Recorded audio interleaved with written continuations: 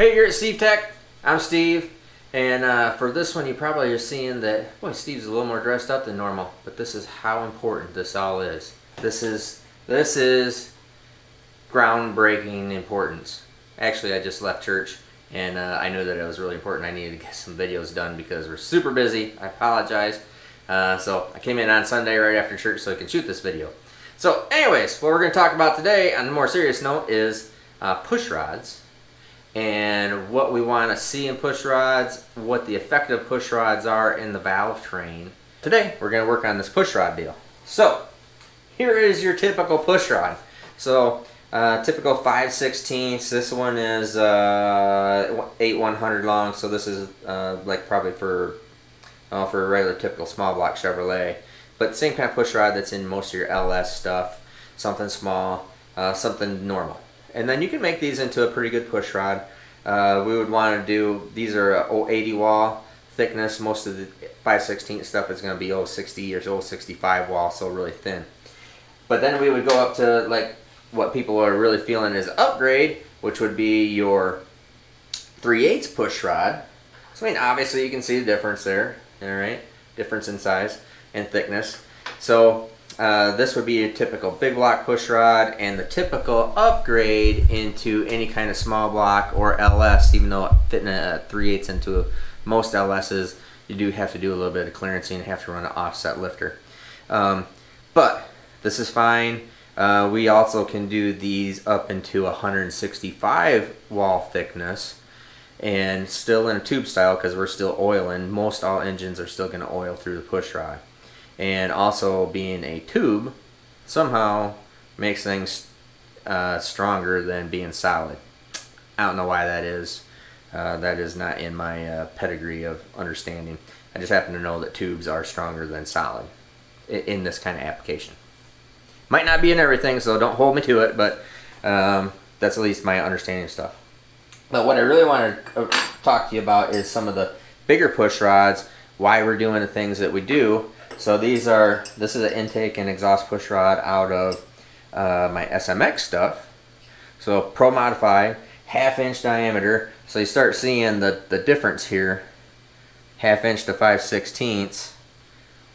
And then you could even go up to some bigger stuff, like this push rod, which is out of another one of our engines that we've done some 5-inch bore space stuff and a billet motor. And you can see that is a significant difference. Now, I am going to tell you the key to all things push rod related. There is, in my general motto in life, in engine building and in racing, I have 3 things that you can't have enough of. You will never have anybody ever say, oh, I have too much fuel pump. It's not possible. What you have is you might not have enough regulator to control your fuel pump, but there's no such thing as too big a fuel pump. There's always a problem with running out of fuel pump. There's always a problem with a broken fuel pump, running out of fuel, etc., etc. There's never a problem with having too much fuel pump. There also is no reason ever that anybody would ever say, oh, I have too much spark power.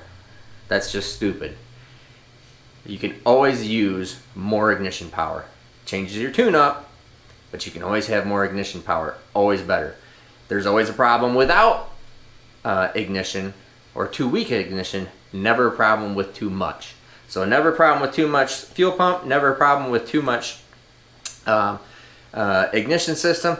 And my number 3 of all time is always, you can never have too big a push rod. Period. So in any of this push rod engine stuff, you can never fit too big a push rod in your engine. If you can fit bigger and it doesn't put holes and stuff, do it. Do it, do it, do it. So what I'll show you here is people, you might have a concern about, oh my gosh, look at how much heavier this push rod is than this push rod. Does not matter. It is on the wrong side of the fulcrum, or actually the right side of the fulcrum if you want to say it that way. So your rocker arm is here pivoting like this. So push rod pushes up and it pivots up. So from this fulcrum point back this way has very, very minimal effect, very, very minimal effect on what weight is right here in the push rod. Other end of the fulcrum, like we talked about in the valve spring of why you do a beehive spring, or why we're doing these really high-end dual springs versus a big triple because of the frequency rate of the spring. That makes a big difference. The weight of the valve, huge difference. That's all on the valve side of the fulcrum of the rocker arm. The push rod side of the fulcrum and the lifter, very minimal. What we need there is strength, durability, and resistance to flex. So what I needed to tell you there is, okay, so why is a big push rod better? Like I said, the three things. You can't have enough fuel pump, can't have enough ignition system, can't have enough push rod in it. Why is that? The push rod, when this thing bends and deflects, you're just thinking, oh, all it does is, yeah, you're losing lift, blah, blah, blah, blah, blah, blah. Yeah, you maybe are, probably not. That's pretty minimal. We've actually measured things just in a static rotation where we're just rolling the motor over with no valve spring in it versus a valve spring to see what kind of deflection there is there. There's usually a few thousandths. It's not really a big deal. It's something that you just end up having to live with and you work around. So, what I wanted to show you is this is our cam lobe here.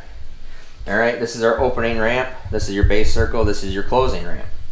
Alright, now, in normal deal, here's our lifter. Our lifter is coming up around. Normally it follows really nice and neat. Our roller lifter then comes down. Okay?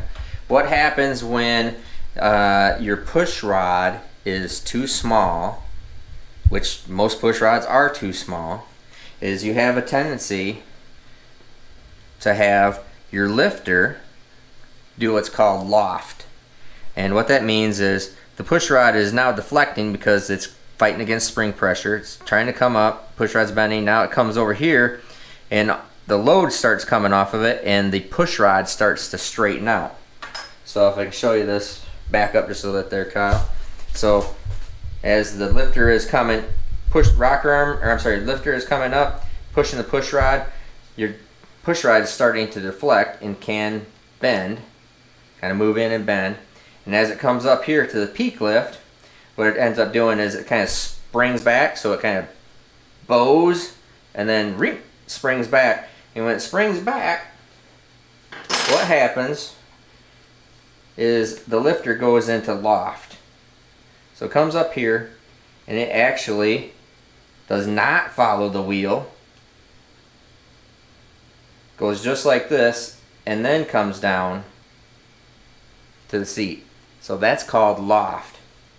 Interestingly enough, a lot of times as you're going through camshaft development, learn this in pro stock world, is that a lot of times you go through the valve train and camshaft development and you have that loft is actually figured into your, not literally figured into it because that's very, very hard to measure. So it's not literally figured into it, but it is, you built this camshaft and the power curves and everything based on that it actually loses control of the valve, loses control of lifter, sends it into loft, and actually you get a larger valve lift under the curve right here. So it's actually beneficial to do that if the lifter can come down here and the valve can come down and not bounce, cause the valve to oscillate and start bouncing on the seat when it closes. So if you could manage to make this thing perfect, valve loft actually is a good thing. So what we would do is you have this really good combination all figured out. This thing makes great power. You change the push rods, go to a different design push rod, maybe a double taper, single taper, something like that, or larger diameter, and all of a sudden the engine lost horsepower. Or maybe sometimes it could gain horsepower. Most of the time it would actually end up losing horsepower because we would actually lose that loft and it would actually start following the lobe better than what it did before. So therein we had to change the lobe profile to kind of to simulate that valve loft. All right, so that is a pretty big deal of what's going on in that valve train.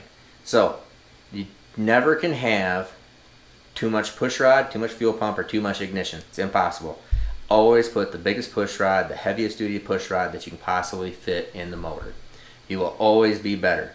Most camshaft profiles nowadays, I mean, we're talking about things that were in NHR Pro stock, 10,000 RPM type engine stuff, where you're going to get this loft. Most of the time, you're not getting a bunch of loft, you're just getting a bunch of deflection, and it just loses control of the valve, loses control of the lifter. So that was your best case scenario, is that goes into a controlled loft, comes back down, and then sits nicely back on the lobe and follows the curve. Okay. Problem being is if it's just in the typical bracket car, valve spring, you lost the valve springs are gone away, and you're starting to float valves. That's a little bit different deal. So that is, it comes up here, loses control, keeps the loss of control, comes down here and starts bouncing with literally bing, bing, bing, which then transmits that all up to through your push rod to your valve, causing it to bounce off the seat. Bad deal. So there's a lot of stuff that's all going on there with that valve spring, why we have the valve spring properly matched, why we have the big push rod in there, biggest we can get in there. It's also we're controlling the valve, controlling the lifter as much as possible. In one of my earlier videos I say, look, quench is really good. If you can make quench perfect, that is the best. If you can't make quench perfect, don't have it at all. What you want to see here is, if you could have a perfect scenario where you had perfectly controlled loft, you knew exactly what was going on, it didn't make anything bounce, the valve spring was in control of the valve the whole time, you just ended up with a little bit of loft here, that would be perfect. You'd have more lift under the curve, and doing something with a camshaft that you physically couldn't grind into it to make it work. But it does work just by on accident. But just like quench, if you can't make this perfect and if you can't control it, don't do it. That's why we want to just make sure this thing is following the lobe as smoothly as possible. The lifter doesn't come off the lobe and the valve does not bounce on the seat or have any other residual problems. So can't make it perfect, so don't mess around with this. It is very hard to make that work. So that is I think pretty much everything you would need to know in push rods. Push rod material. There's different materials. We use a lot of Manton push rods, a lot of Trend push rods. Manton uses a lot of inserted tip ends. That's all fine, all good. They have a really, they got some special heat quench material, etc., etc. You have to ask Trevor or Al about that. The Trend stuff is typically one piece with swedged ends. That's really good, no problem there. And then, you know, smaller LS type stuff. We do a lot of small horsepower stuff. Would be like 1,000 horsepower and below, we'd use a 5/16 style push rod. Anything above, we're typically using like a 11/32 push rod that we have custom ground, which is a 11/32 by 135 wall. And that fits in the push rod hole without having to cut the head. And then anything bigger than that, then we typically would go with a 3/8 style push rod. Sometimes with some of the really high horsepower stuff, a 7/16 bottom to 3/8 top. That would be a superior push rod to a straight 3/8 to have that 7/16 on the bottom, so it's kind of shaped like a baseball bat. That's a superior push rod and helps with clearance up at the intake port. So it still all goes to however you can get a bigger, better push rod in your cylinder, in your engine, the better off you're going to be. Material wise, they're all roughly going to be about the same, but use a high quality Manton, Trend. I mean, I'm more than happy to set you up and help you get all those things, and then measure up for the correct length. Measuring correct length, I'm going to have to show you that on a motor, and I'll make that part of probably part of the camshaft or maybe rocker arm video. So anyways, I hope that is informational to you. The simplest thing to remember is you can't have enough fuel pump, ignition system, and you certainly cannot have too big a push rod in your motor. Period. Does not matter what. Alright, so anyways, I'm Steve Morris, Steve Morris Engines, and you're at Steve Tech. Thank you much.